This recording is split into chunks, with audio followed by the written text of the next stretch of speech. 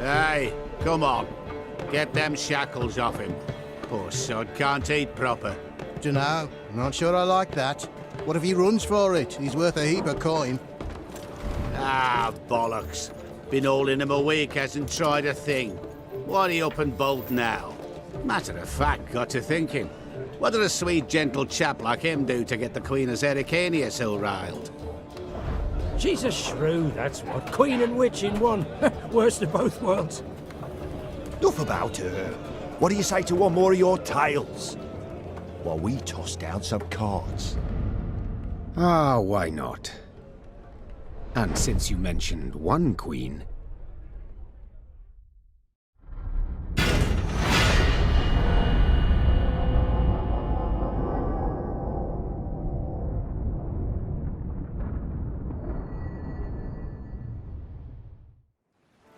The year 1267. War hung in the air, its scent palpable. The mighty empire of Nilfgaard stood poised, greedily eyeing the northern realms just across the Yaruga. In light of the threat, the realm's sovereigns met in summit. They made declarations, pledged fraternal assistance, forged alliances, and then, in good spirits, dispersed. Among them, Meve, Queen of the Twin Realms Lyria and Rivia. Know the name? Heard her beauty extolled? Justly so. Remarkable she was. Not for her graceful exterior, but for her persistence and courage. Where was I? As the Queen and her retinue neared her capital, Count Caldwell appeared. In Meve's absence, the Count was to have helped her son, the youthful Prince Willem, run the Twin Kingdoms. Caldwell had clearly ridden hard. Drops of perspiration dangled from his whiskers, his neck red and chafed from a ruff, starched stiff. Hail, Your Majesty! Delighted to see you in good health. The summit, it ended fruitfully, I hope? Yes, at its end letters were exchanged, documents signed. Paper. Time will tell of what value. That will suffice as cordialities go, Caldwell. Tell me what's happened, for I sincerely doubt sheer longing prompted you to ride out. Indeed, Your Grace. Another circumstance inspired me to do so. The strays of Sparla, the bandits, I was to tend to during Your Grace's absence. The situation's gotten out of hand, I fear. I deliberated. Wasn't at all certain in giving you the task. I knew you to be an equally good strategist as I am a shepherdess. So my intuition said no. Yet Reynard interceded on your behalf. Your Grace, they're common bandits, while the Count will have a host of men-at-arms to command. Next time, I shall trust my gut. All right, speak. What has happened? Be precise. As Your Grace ordained. I set out and was nipping at the bandits' tails for long. We pursued for weeks, until scouts returned, having sighted the strays' camp in the forest near Locheren. We waited for nightfall, to surprise them as they slept. Alas, it proved a ruse. We found the tents empty. Straw-stuffed dummies round the fire. Soon, we learned that as we waited for the sunset, the strays had snuck away, rounded our positions and ridden to Hawksburn. I beg your pardon, my lord. The tax collectors. That is where they station. So the gold? All of it? It's stolen, Your Grace, but I shall do all in my power to recover it. This I vow, if it be Your Grace's wish. After weeks in the saddle, Your Grace's wishes are modest. A hot bath and a night's sleep in her own bed. Yet, they shall have to wait. I must look personally to this matter. Your force, Caldwell, I will now command. You... send a herald to Hawksburn. They must prepare for the Queen's arrival. Air the rooms, dust off the porcelain. Make certain they do it. Do you see now, Reynard? I believe I foretold it would be thus. My son wasn't ready in the least to rule an entire country. I confess, Prince Willem has much to learn yet. Yes. And very little time. Count Caldwell rode at the column's head, scanning its flanks with a wary eye that, despite his advanced age, proved very sharp indeed. Your Majesty! Bandits! There! At the tree line! The Count's footmen, unaccustomed to escorting their queen, sought to shield her with their bodies and assumed a tight formation to do so. They were promptly knocked aside as Meve charged headlong at the bandits, brandishing her blade and bellowing a ferocious cry. Attack! Charge! Matters seem indeed to have gotten out of hand, to put it mildly. Meve said, arms crossed atop her shining breastplate. They've grown bold. Doubtless after the raid on the manor, the tax collectors. I've not heard of an ambush on the high road afore. Caldwell explained, avoiding his liege's wrathful gaze. Enough, Caldwell. We must put things right. Come! The Queen's retinue set out, cavalry in front, infantry and arbalists close behind, and, following in the rear, the bandits, bound in chains. I do adore this prospect. Yes. Lyria, the Pearl of the North. With its hills and dales. Why, its beauty matched only by that of its queen. After 3 weeks in the saddle, I've my doubts, Count. We shall pitch camp here. Our soldiers need respite. A spell of it they deserve. A bit of respite, Reynard? Yes. But if you've any new orders, Your Grace, I can be ready at any... At ease, Reynard. At ease. Alas, I've come to fear Willem might simply not be cut out to be a king, let alone a good one. A harsh judgment, Your Grace. Let's not be hasty. The prince is but 16 summers to him. And is thus fully grown. The crown he should be able to bear at his age. Yet I left the land in his care for but a few months, and look what's become of it. Bandits roam and loot unchecked. We might yet learn of mitigating circumstances. Events beyond his control. Would that it were so, Reynard. Would that it were so. Elsewise we must hope Ancaeus will demonstrate more wit than his brother. Though I see little chance of that either. Don't you find it wearisome sitting alone? Wouldn't you prefer another's company? Swapping tales with the innkeep, even? Your concern I most appreciate, Your Grace. But I prefer silence. Has it always been thus with you? Ever a man apart? Quite the contrary, Your Grace. As a youth, I gloried in company, delighted in conversation. So what was it that changed you? That delight nearly cost me my head. But do you truly not know the tale, milady? How I came to be your departed husband's aide?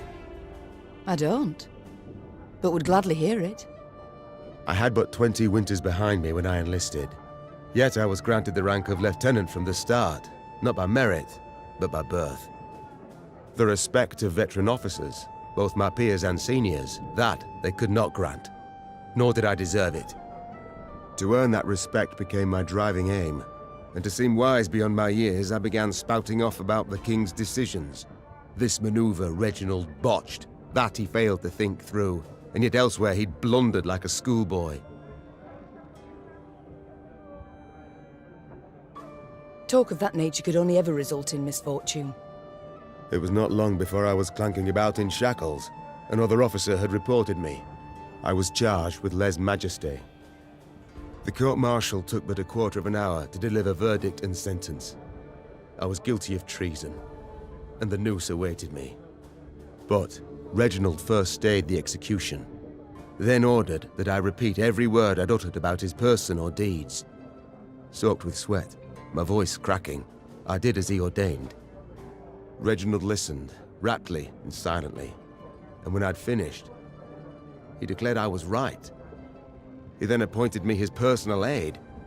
A clever lad like you, I can always use at my side. Indeed.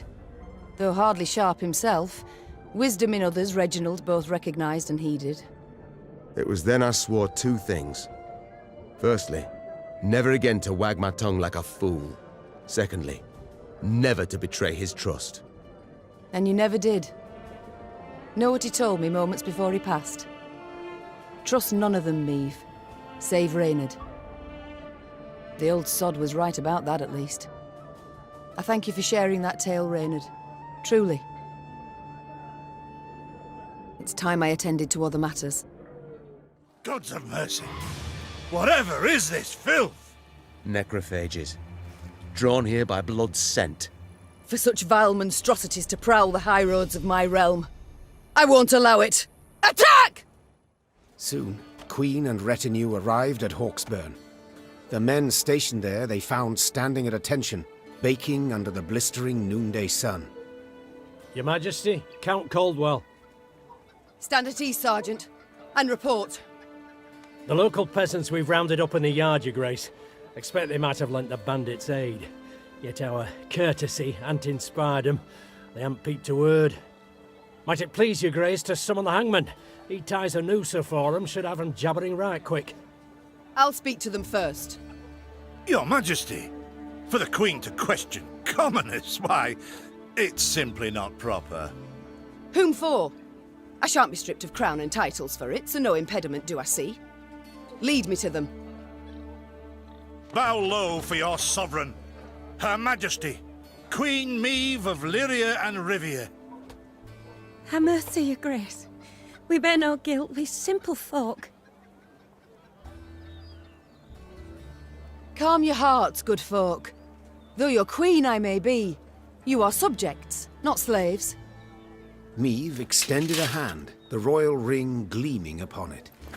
Unfamiliar with protocol, a pleb gripped it firmly and gave it a shake as hearty as a good scrub in the tub. My, we shall be addressing one another by name afore long. This is an outrage! Guards! Grab him! I've all in hand, Caldwell. Forgive me, Your Grace. I'm not accustomed nohow. Nonsense. You've a firm grip, a spry handshake, and a bold spirit I can respect. What do they call you, man? Helmer, son of Florence. Delighted, Helmer. Now understand me, man. I am in dire straits and in need of your aid, so please answer my queries in full and forthrightly. The bandits, whom do they follow? Him, my lady. We seen him. No name, just an odd title. The Duke of Dogs, they call him. My, a blue-blood thoroughbred mutt. Where are he and his hounds bound? Did he say? That recall, Imogen? What do you name? A Gleeton or something? Clayton. Lord Clayton. His estate lies to the south. Sound the horns. Have the men form up. We march at once. Milady! Arbor no ire for the Duke. He's a good man. Gave us proper brass for the welcome we gave him. Shared what grub he had. Shut it, louts! The Queen's had her say. Your Grace, your orders. What are we to do with them?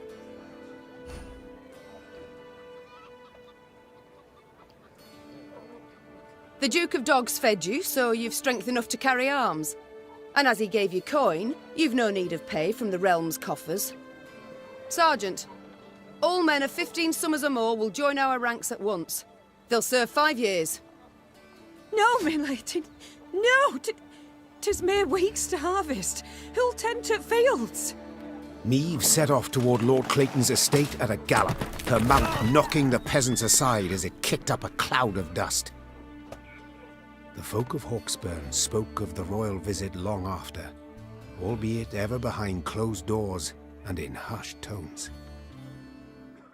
A peasant cart, loaded with a heap of hay, came rattling down the road from the opposite direction. Clear the road! Bellowed Count Caldwell, standing in his stirrups. Make way for your queen! The peasants obediently turned their cart into the roadside nettles. As she passed, Maeve glanced towards it and froze. Atop the hay bale lay a badly wounded man gripped by fever. The thick, sweet stench of rot wafted from his bandaged legs. Gods. Who did this to him? Maeve asked. Bandits? Nay, milady, Replied the cartman. 'twere a beast. Out to the east, down Wetterton way, lies a boneyard, old as the elves, they say. The peasant continued. Clayton was setting snares round about there. Came running back to us, drenched in blood, rattling on about a long-haired wench come climbing out a grave. We's taken him to the good sisters of Melitele here on bridge. Perhaps they can help him. I'm certain they can. And will. Replied the Queen, though just looking at the wounded wretch, she knew he'd expire before nightfall. God speed you on your journey. The Queen whistled, and her mare resumed its trot. Shall I send for a witcher, Your Grace? Caldwell asked. One of those freaks should make short work of the monster. Until we apprehend the bandits, I shan't allow a single soul to leave our company. Even on such an important mission as finding a witcher. Meave replied. Any who did would be captured at once. But, if fate brings us near Wetterton, perhaps we'll see to this monstrous harridan ourselves. Your Grace, we've only just fought beasts and scarcely escaped with our lives. This she-beast will take a silver sword. Magic formulae. Yet a dozen arbalists will have to suffice. The Queen said, calmly but firmly. And please, Caldwell, do stiffen your spine a bit. Now onward. Travelling the high road, they heard the bells of a temple to Mother Melitele, situated at some distance. Meave turned towards Reynard. What have we today? A sacred feast? Not that I recall, Your Grace. The Queen's brow darkened, her hands clenched into fists on her reins. Then they sound the alarm. Follow me. Stained glass shards glinted in the grass. Bits of down, ripped from quilts, wafted through the air. The priestesses, gathered in the yard, were seeing to wounded pilgrims, setting toppled, oft beheaded or armless statues back on their feet. What happened here? The strays of Spala fell upon us. Sighed the prioress. Stole the offerings, the monstrances, holy books. My lady, I implore you, come to our aid, recover what's rightly ours. Ever clever, Meave's scouts soon discovered the bandits' tracks. They led to some thick hazel groves east of the temple, the perfect place to hide or to lie in ambush. The bandits had pitched camp in a nearby wood. Spirits buoyed by the wine they'd stolen from the cloister cellar, the brigands had not posted sentries. Another round! To the sisters! Meave's soldiers were eager, insistent. The desecrators would be punished. Yet only the Queen could order the assault. High time we put these strays on a leash. Spat the Queen, spurring her horse. To arms! Follow me! Tankards clattered to the ground as the strays reached for their weapons. The brigands would not even fathom giving up without a fight. The Queen's company defeated the bandits and recovered the loot. Silver chalices, reliquaries lined with mother-of-pearl, gold-embroidered robes. The priestesses would be grateful to have their treasures returned, Your Grace. They would pray ardently for your victory. Reynard opined. Yet, you could also keep the silver, expend it on the war effort. And who's to say which, prayer or coin, would be more useful? Hard times the realm now endures. The Queen said, after a pause. Yet this can't justify a lapse in principles. No. We must defend them all the more. Meave ordered everything returned to the priestesses. All of it, down to the last gulden. Moved by the Queen's gesture, some of the novitiates joined Meave's ranks, aiming to bring succor to any Lyrian wounded in battle. Queen and company rode off with no gold to show for their toil, but most certainly richer in spirit. The Lyrians entered the graveyard. Crickets chirped in its tall, windswept grass, and lush green moss covered its crumbling gravestones. Only a fresh bloodstain upon a mausoleum wall suggested that something disturbed the dead in their rest and hunted the living. Save your tears, throw earth your grief. An eerie voice sang, its ghastly lament standing Meave's hair on end. Soon your life too shall cease, as you pass into the eternal glow. A pockmarked, pustule-ridden creature crawled out from behind some gravestones. It vaguely resembled a shriveled, hunchbacked hag, until its head split into two halves, forming a tooth-spiked maw. Attack! Everyone! What was that filth? The queen croaked hoarsely as the dying monster writhed in agony at her feet. I know not, your grace, replied Reynard. but to be safe, I would have the corpse chopped up and burned. Elsewise, we will not be certain it shall not return. Yes, have it done. Meve said, brushing her hair from her beaded brow. But quickly, lest dusk catch us in this foul place. The Lyrians soon resumed their march. As they left the cemetery behind them, some believed they still heard the haunting dirge upon the air. Or was it just the wind, whistling past mossy tombstones?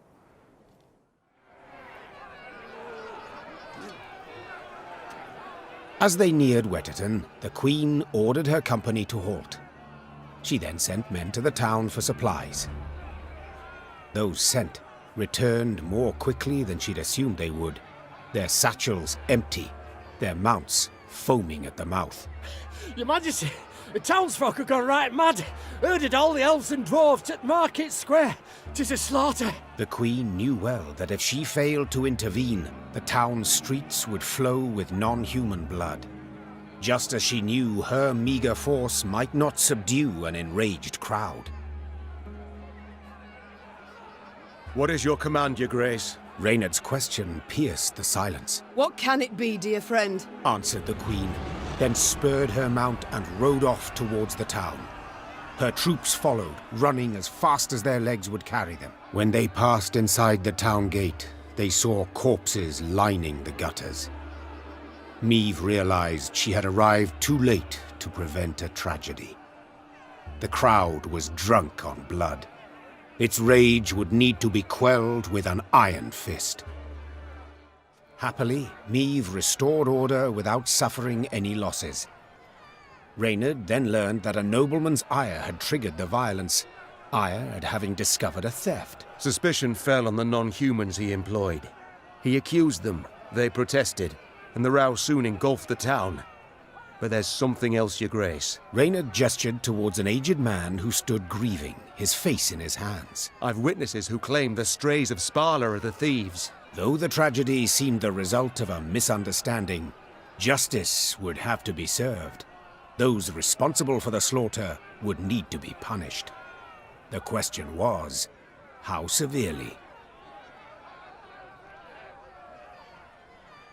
Your excuses I cannot accept, said the Queen. The vipers who called for the slaughter, they will hang. The rest... Majesty! A townswoman fell to Meve's feet. Mercy, please! 'Twere words taken wrong, a misunderstanding. A misunderstanding?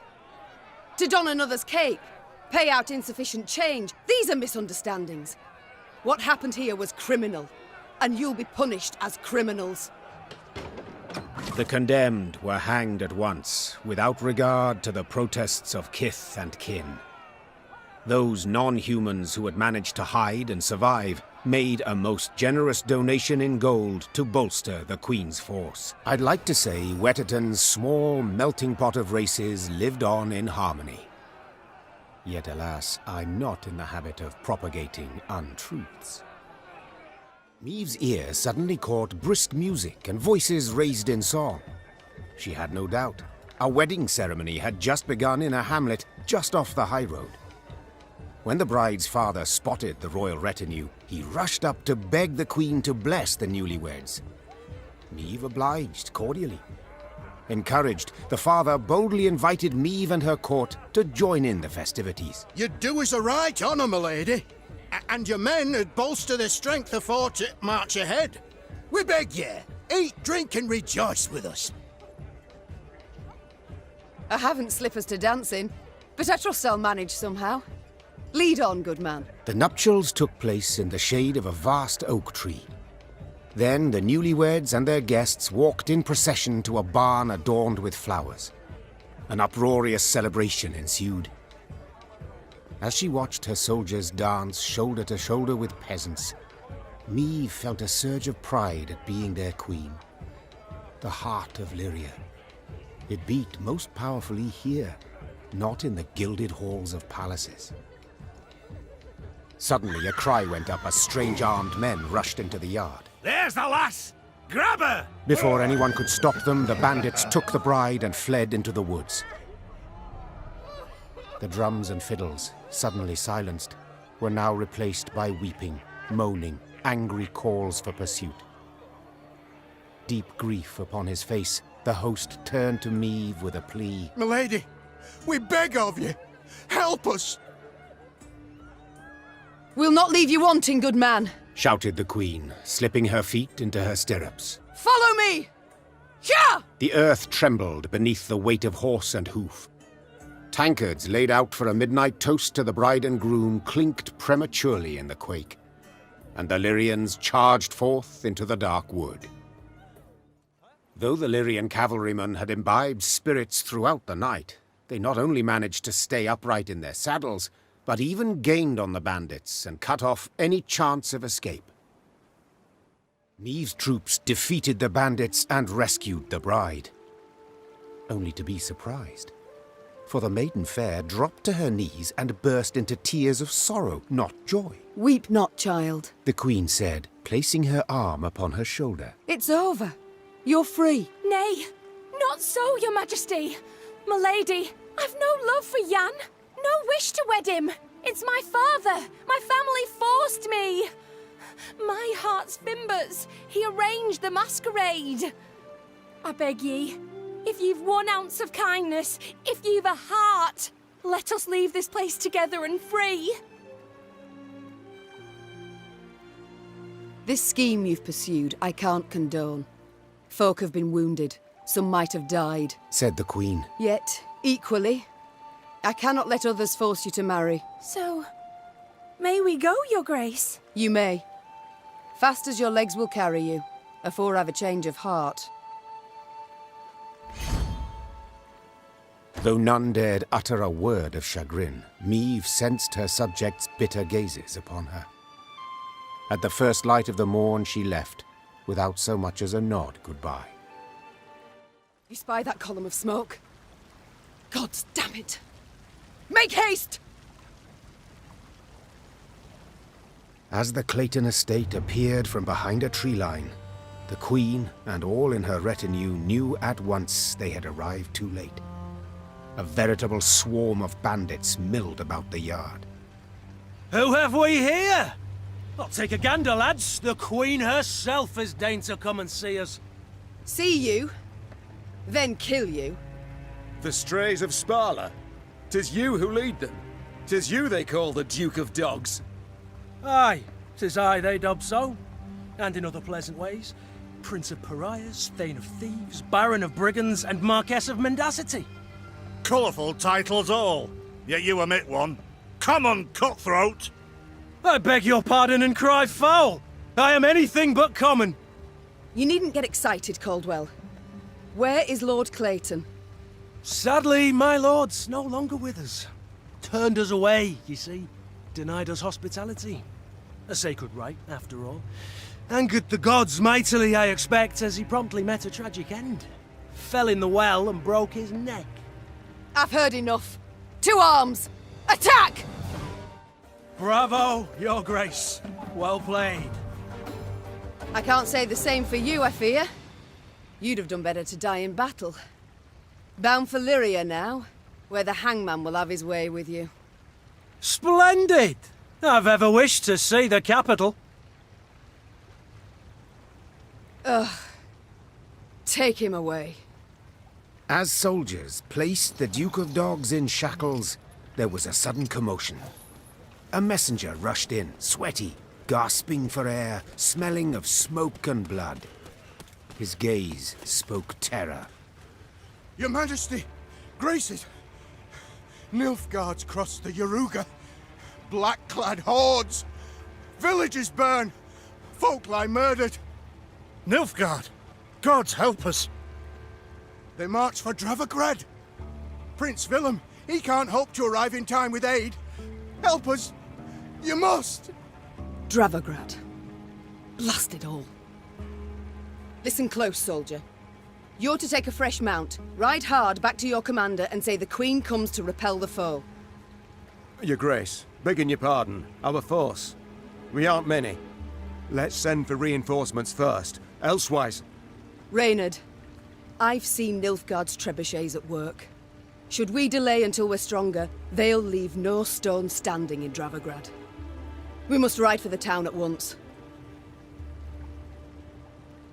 As her men prepared to march, Niamh climbed the manor's tower. Smoke rose in columns in the distance. As more black pillars appeared one after the other, she knew they meant another home, another barn, another mill was in flames. Tears welled in her eyes, yet they were tears of anger. Bastards. If it's war they seek, it's war I shall bring them.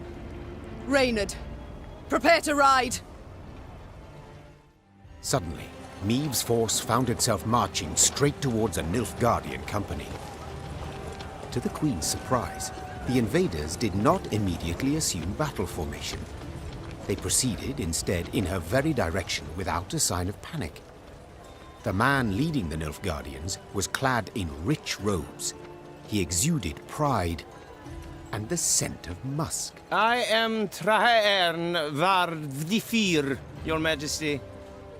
I was asked to present your esteemed grace the ultimatum of the forces of the Empire of Nilfgaard. The envoy cracked the seal on a scroll, unfurled it, took a deep breath, and began to read. I, General Ardal Ebdahi, demand the immediate and unconditional surrender of Lyria and Rivia. Elsewise, I will burn down every city, town, village, and temple, place all your subjects in chains, and your armed men, defeated and captured, I will hang along the roadsides as a warning to all others in the barbarous north. As the final threat echoed in Niamh's ears, the envoy put away the scroll and stood waiting for her answer, a mocking smile on his face. He allowed himself this insolence, believing the immunity accorded diplomats would shield him from any form of royal ire. I thank you, sir. A sophisticated missive that proves beyond a doubt Nilfgaard's superiority over the culturally backward north, answered the Queen in a voice frostier than Mahakam's snow-capped peaks. To delay this matter I see no reason, so I give you my response to His Excellency. Go ahead and try, Whoreson. That said, Niamh slapped her mount with her reins and galloped away, leaving the Nilfgaardians in dust. Envoy and escort turned to go whence they came, the Lyrians sending them off with a din of whistles and curses. Then one day, gazing towards the horizon, the Queen spotted Lyrian banners whipping about in the wind. At long last, she said with a smile. Niamh resolved to speak with the commander, one Baronet Eldar. It was the first time they met, and the youth very much impressed her. Yet instead of questioning Eldar about the foe's troop movements, Reynard took the conversation down a seemingly irrelevant path. And how's your father, if I may ask? In good health, I hope? Yes, though he still nurses that bump he suffered while hunting last winter. Yet he's not one to complain. I'll tell him you asked. Irritated at the trivial nature of the conversation, Niamh gave her horse a dose of her reins and cantered off. Once Eldar and his men were safely behind them, she took Reynard aside. Reynard, this is no time for gossip and pleasantries. We are at war. Yes, Your Majesty. And in such times, little should be taken at face value. Even a man's name. Get to the point, Reynard. Eldar's father died a month past. His son, I venture, should have known as much. But that means... oh, the bastard. Impeccable accent, though. I fear he's rather representative of what we face. Nilfgaardian spies are ever well prepared. Tell me, how did you know? He wears no mourning on his armor. Were it not for that, I dare say I might never have guessed. What are your orders, Your Grace? To observe these Nilfgaardian mummers? Assemble a force. Tell them to follow our new allies. Observe them closely. As you wish, Your Grace. Reynard's scouts did as ordered, watching the false Lyrians while themselves remaining unseen. Soon after, a scout returned with news that the false Lyrians seemed headed for Rastburg, a castle several leagues to the north. The false Lyrians approached Rastburg Castle. They sought to convince the defenders to open the gate. As their commanders negotiated with the commander on the ramparts, the remaining infiltrators crouched hidden behind a wall, awaiting the signal to rush forth. Time for Baronet Elder to join his falsely claimed father, muttered the Queen. Follow me! The Nilfgaardians found themselves in a clinch. As boiling oil and tar rained down on them from the walls, they attempted to retreat. Yet Meave's halberdiers cut off their path, and at the fight's end, Meave was victorious. The garrison commander now knelt by the body of the purported Baronet Eldar, in truth a Nilfgaardian spy. He shook his head in disbelief. He addressed me by name. Knew our watchwords. Why, if you hadn't come along, Your Grace, I fear even to think on it. Let this be a lesson, then. Trust no one, not a living soul. Though victory was theirs, the Lyrians left Rastburg in mightily low spirits. They now knew well that Nilfgaard's spies were no less a threat than its heavy cavalry, than its war machines that spit fire. Meave's retinue was riding through a narrow gully when a shrill cry cut the air. En van den order! The gully came alive, and soldiers in black armor rushed forth. A cry in turn went up and down Meave's ranks. Ambush! After the skirmish, the Queen's troops brought several Nilfgaardian prisoners before her. Reynard, who had the best command of their mongrel tongue, interrogated. His first question? How many battalions were marching on Dravograd? Kes Zagdran ep Dravograd ven. The prisoners whispered feverishly, then one spoke on their behalf. They would answer no questions until the Queen pledged to free them in return. The Lyrian soldiers saw this as arrogance, and said as much. Conditions they're giving us now? Sons of whores! I say, we find a tree with a strong bough, several...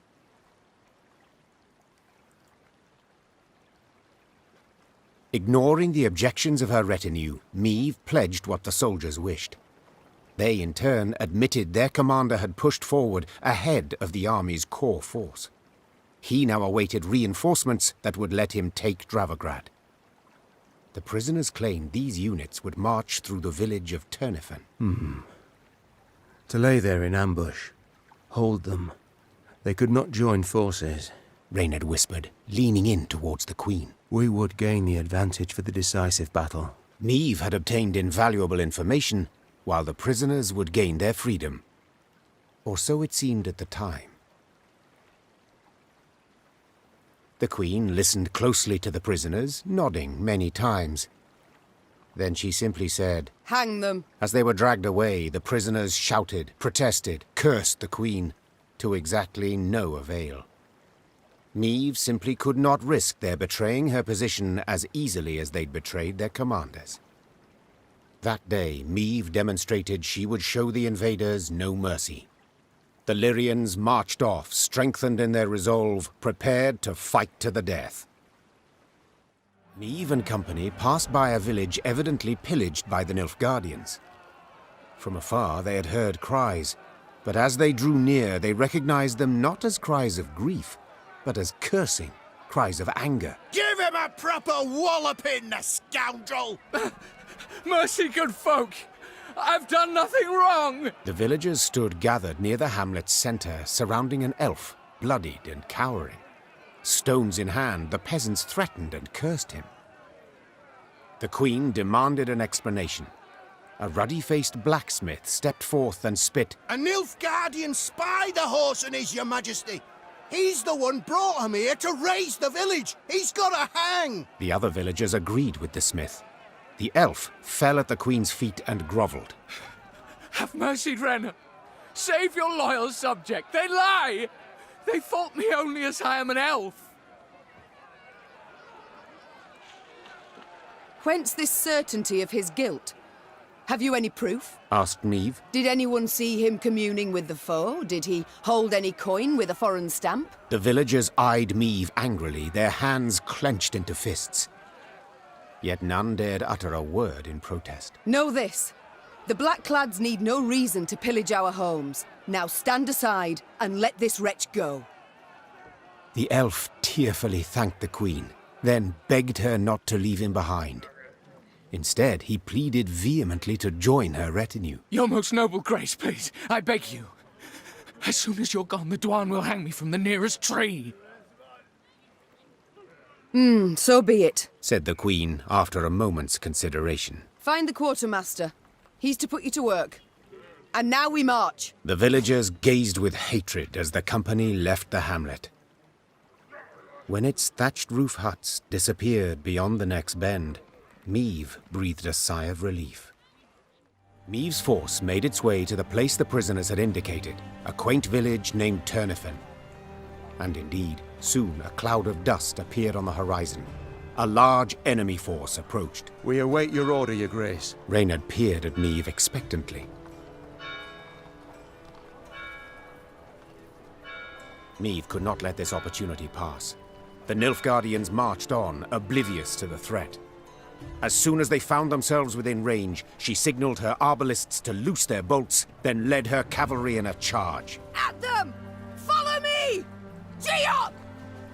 Thus Meave led her force to victory. Historians would later term this encounter the Battle of Thronebreaker. Those Nilfgaardians who survived it spoke of a terror on the field. A woman warrior in gilded armor spattered with blood, her blows so powerful as to pierce the heaviest breastplate, the thickest buckler. The Lyrians now set off toward Dravograd, buoyed by the vision of their foe expecting reinforcements, friendly banners on the horizon, none of which would ever arrive.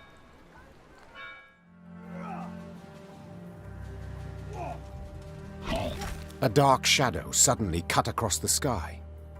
The queen instinctively brought her shield up, convinced a Nilfgaardian catapult had lobbed a boulder their way.